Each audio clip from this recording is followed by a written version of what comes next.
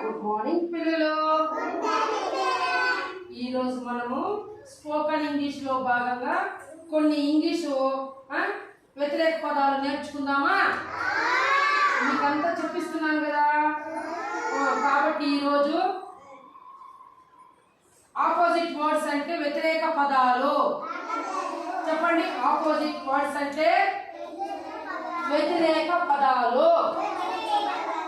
చూడండి, క్యాచ్ అంటే పట్టుకొను, క్యాచ్ అంటే త్రో అంటే ఏమి విసురు, త్రో అంటే తర్వాత వచ్చి ఓల్డ్ అంటే ముసలి, ద ఓల్డ్ మ్యాన్ అంటే ముసలాయన ఎవరినన్నా మనము ఓల్డ్ మ్యాన్ అంటే ముసలి ఆయన అని అంటాం. అర్థమైందా? యంగ్ అంటే యౌవనంగా ఉండేవాళ్ళు. అర్థమైందా? యంగ్ అంటే యంగ్ అంటే యంగ్ అంటే యంగ్ అంటే చెప్పండి. తర్వాత పిల్లలు క్రై అంటే ఏడు, క్రై అంటే ఏడు. తెలుసా క్రై అంటే? లాఫ్ అంటే ఏమ్మా? నవ్వు. లాఫ్ లాఫ్ అంటే నవ్వు. తర్వాత వచ్చి క్లోజ్ అంటే ఏమి? మూసేయి. క్లోజ్ అంటే ఓపెన్ అంటే తెరువు, ఓపెన్ అంటే తెరువు. రైట్ అంటే కుడి. చూడమ్మా, రైట్ అంటే కుడి. లెఫ్ట్ అంటే ఎడమ. లోహిత, లెఫ్ట్ అంటే ఇది ఎడమ, లెఫ్ట్ అంటే ఎడమ. తర్వాత వచ్చి ఫాస్ట్ అంటే వేగంగా. ఏమి?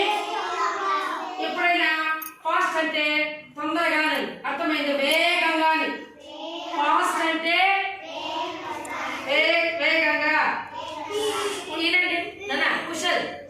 స్లో అంటే నెమ్మదిగా, స్లో అంటే నెమ్మది. కోల్డ్ అంటే చల్లదనం, కోల్డ్ అంటే చల్లదనం. ఎప్పుడైనా మీకు జలుబు చేస్తే ఏమన్నా నీకు కోల్డ్ అయిందా అని అంటా అంటే ఏమి? జలుబు చేసిందా అని. ఏమి? అవును కాదా? అడగమా లేదా? హాట్ అంటే వేడి, హాట్ అంటే వేడి. గర్ల్ అంటే అమ్మాయి. ఇప్పుడు చూడు, అరవింద్ గర్ల్ బాయా? బాయ్. బాలుడు, బాయ్ అంటే బాలుడు. అర్థమవుతుందా? స్టాప్ అంటే ఏమి? స్టాప్ అంటే ఏమి? ఆగుని.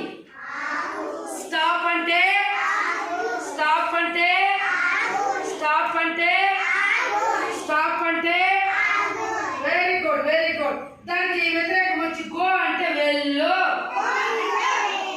స్టాప్ ఆపోజిట్ గో, వెళ్ళు. డ్రై అంటే పొడి, డ్రై అంటే పొడి. వెట్ అంటే తడి.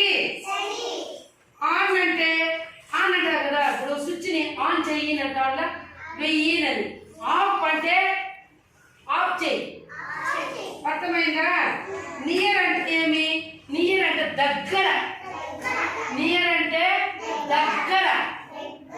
అలాగే ఫార్ అంటే దూరం, ఫార్ అంటే దూరం. కాబట్టి పిల్లలు ఇవన్నీ కూడా మీరు బాగా నేర్చుకోవాలి. అర్థమైందా? తర్వాత రేపు మిమ్మల్ని అందరినీ కూడా వాడతాను వ్యతిరేక పదాలు. వెరీ గుడ్, వెరీ గుడ్ మా పిల్లలు.